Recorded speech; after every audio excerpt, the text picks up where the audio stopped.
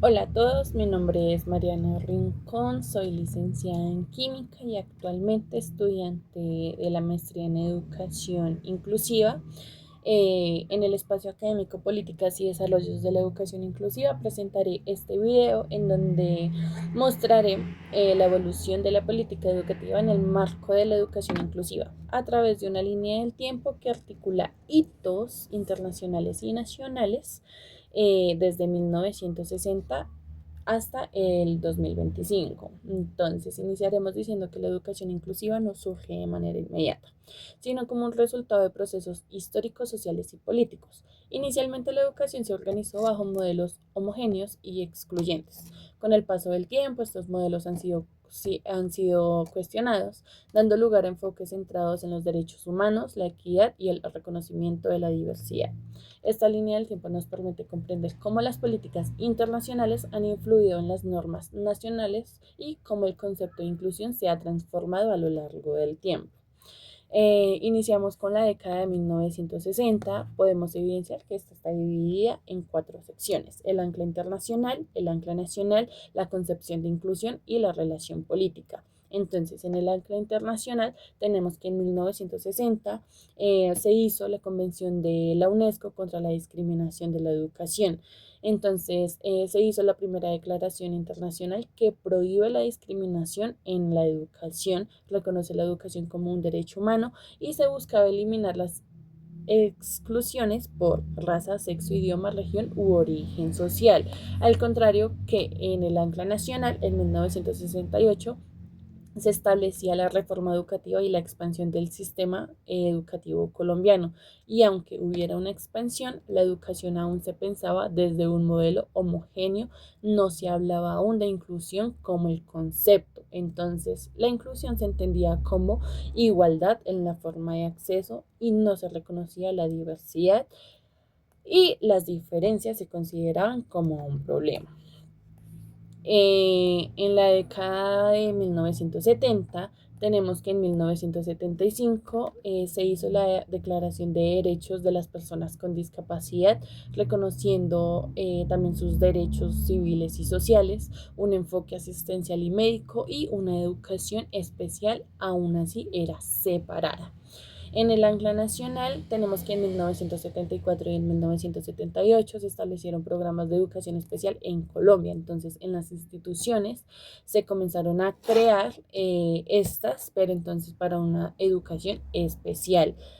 Se generaba una atención segregada para personas con discapacidad, pero entonces la inclusión era vista como igual a educación especial. Se educaba aparte a quienes son considerados diferentes.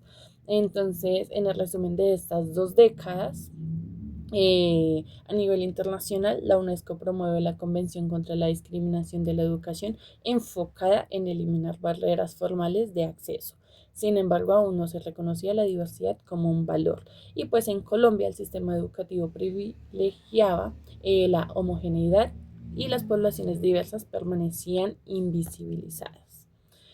En la década de 1980, en el Ancla Internacional, en 1981, fue el Año Internacional de las Personas con Discapacidad y bueno, se estableció un lema que era plena participación e igualdad y se comienza a cuestionar la segregación. En el Ancla Nacional tenemos que en 1985 se formularon programas de integración escolar en Colombia. Entonces, algunos estudiantes con discapacidad ingresaban a escuelas regulares. Aún así, no tenían ajustes curriculares ni apoyos suficientes. En la concepción de inclusión, pues entonces se pasó de la segregación a la integración, pero el estudiante debía adaptarse a la escuela. En la década de 1990, en 1990, bueno, se realizó la Conferencia Mundial de Educación para Todos y en 1994 la Declaración de Salamanca.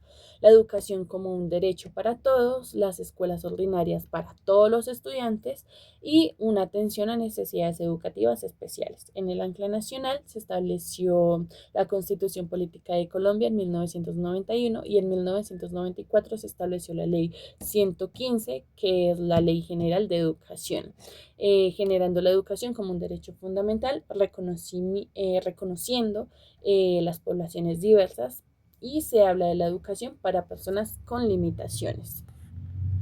La inclusión seguía asociada principalmente a la discapacidad y era en un lenguaje excluyente. Entonces, en el resumen de estas 2 décadas se produce un giro importante porque en 1990 se hace la Conferencia Mundial de Educación para Todos, reconoce las necesidades básicas de aprendizaje. Posteriormente, la Declaración de Salamanca en 1994 plantea que los estudiantes con necesidades educativas especiales deben ser atendidos en escuelas regulares.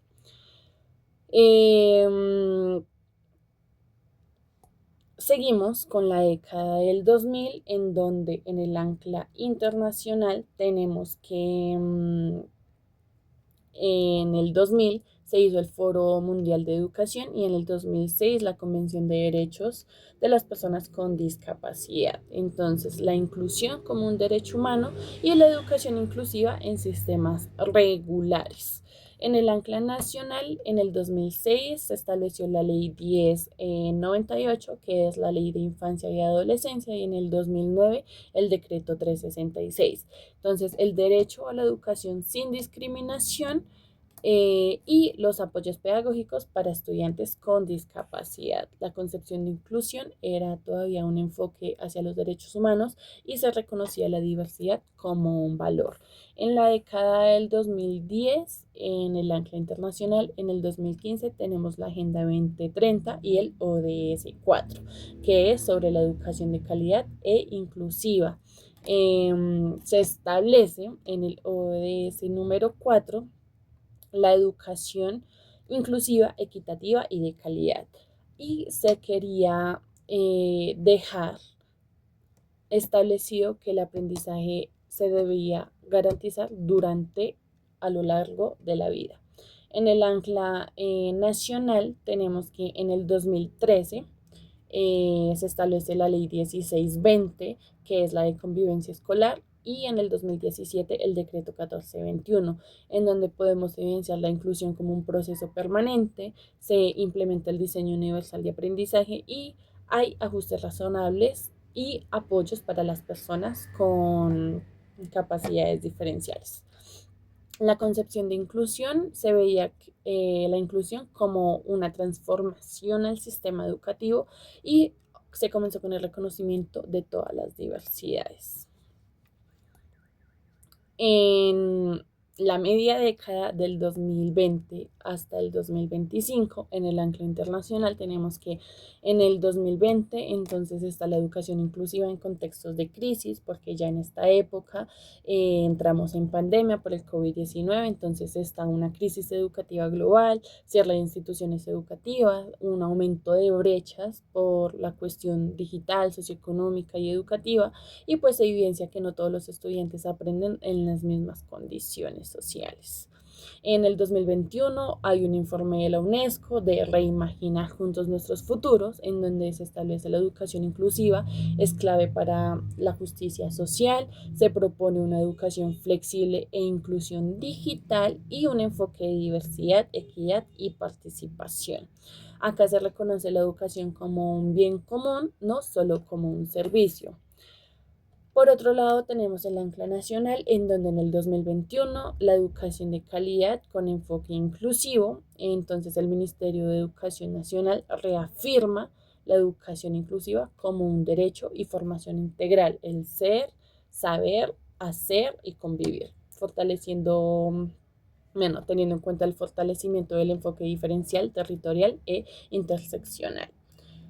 Bueno, por otro lado tenemos la concepción de la inclusión, en donde ya la inclusión es entendida como justicia social, la transformación del sistema educativo y un reconocimiento de múltiples diversidades, como la de discapacidad, la de género, la etnia, el contexto socioeconómico y la territorialidad.